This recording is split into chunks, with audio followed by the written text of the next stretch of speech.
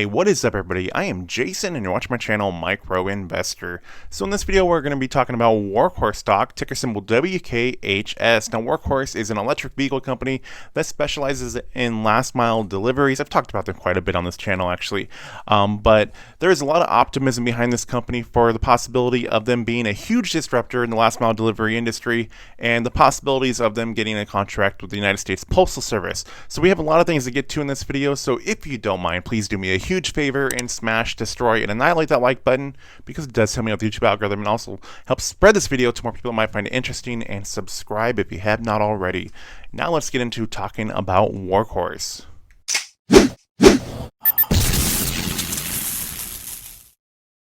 Now let's take a look over Workhorse's stock. Right now, today, at the time of filming this, Workhorse is up 10%, so that's good news because over the last week, Workhorse is down 21%, and that's with it being up 10% today. So it hasn't been a very nice week for Workhorse or electric vehicle stocks in general. And if you look at Workhorse's stock over this last month, it is still in the green. It's up 37%, and it's coming down from its highs where it recently just broke $30 a share. Now let's talk about this USPS deal. So this deal is potentially worth $6 billion, but possibly a lot more as time goes on. Workhorse has a market cap of about $2.6 billion. So this is a huge leap for Workhorse if they do get this contract. USPS needs to replace the Grumman long life vehicles that went out of production in 1994. So these vehicles are old, they're needing a lot of maintenance, and they're always needing to be wrenched on.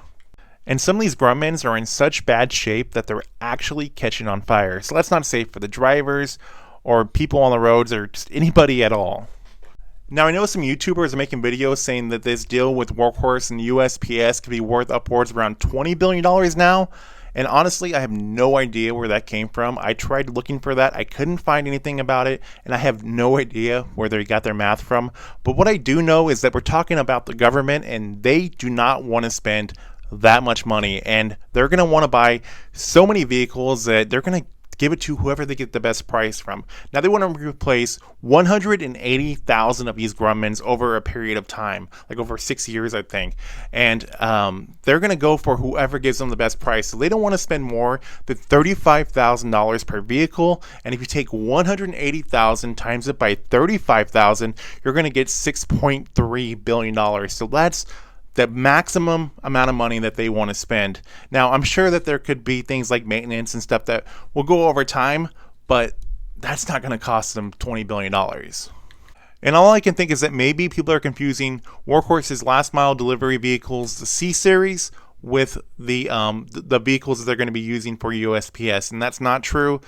They are making a special custom-made vehicle for USPS if they get the deal. Now, some of the companies that are in the running for this USPS contract, one of them is Carson, a Turkish company, and they have teamed up with Morgan Olson, an American company that is already kind of a ringer for a USPS contract since they already have been building delivery trucks for them. But if you look at the concept that was submitted, it's pretty hideous if you ask me. Then we got Oshkosh and Ford teaming up to make a design based on Ford's high-roof transit van. But this one is still going to be an internal combustion engine, so who knows what they're going to do with that one.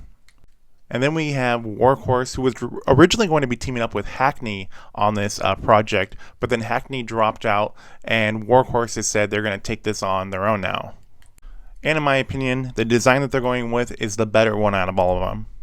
Now, there's obviously the possibility that Workhorse does not get this deal, but if you look at it, Workhorse could be in the better position just because they are an American company if they do want to keep the money in the United States. And not only that, they have the much better design, in my opinion, and they are also a electric vehicle, which is a route that could be so much more money in savings. There's less moving parts. There's obviously the infrastructure for charging a vehicle is just going to be something that's going to continue to grow. So it would make a lot of sense for them to choose Workhorse, in my honest opinion. And there's another reason why it would be smart for them to also go with Workhorse, and that is because of what the California governor has said.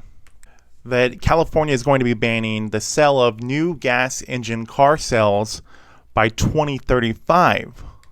Now, I know that's not a popular decision with many people, but that's where things are headed, anyways, to be honest with you. Most companies are already making electric vehicles, and they're going to be continuing that as things continue to get cheaper with that. But that does mean that the infrastructure of gas stations will start shrinking over time. And I'm sure that soon there's going to be other states that are going to follow with the same rule. And some other big news with Workhorse is they just recently put out a press release. Workhorse Group announced that its C-Series all-electric delivery truck has achieved an improved industry-leading range. New data from testing showed that Workhorse's 2020 model year C1000 extended range achieved a maximum of approximately 160 miles per charge under urban situations. And Workhorse's CEO Dan Hughes said, "Achieving a 160-mile range has been a goal of ours and the last-mile delivery sector at large for quite some time, as it significantly expands the addressable market for our solutions. As the only purpose-built last-mile EV delivery truck with lightweight design, we are competitively positioned to be more efficient with smaller battery pack configuration compared to other EVs and can handle stop and start nature of last-mile delivery more efficiently than traditional ICEs. By extending vehicle range and keeping production costs in line with competitors, we have opened up an extended range of possibilities in suburban and rural locations. Additionally, and equally important, the related charging and infrastructure costs are now lowered, which will further reduce the total cost of ownership for potential customers." Now, some of you guys are probably thinking 160-mile range, that's what they upgraded it to. That's not a lot. Realistically, that is. Last-mile vehicles like UPS drivers, FedEx drivers, etc., they don't usually drive that far on a daily basis. There are a lot of different drivers that cover a certain amount of area, and they're very much stop and go, dropping off the packages, etc. Now, the only place that it really does matter is more rural areas, like they were talking about, and even then, this should still be enough to cover it. But remember that Workhorse is also doing the drone deliveries as well. Now, something that can be really good for Workhorse in the future is that all these last mile delivery companies, UPS, FedEx, Amazon, have been feeling an increase of social political pressure to go green, and they have all made it a priority to cut carbon emissions over the next few years.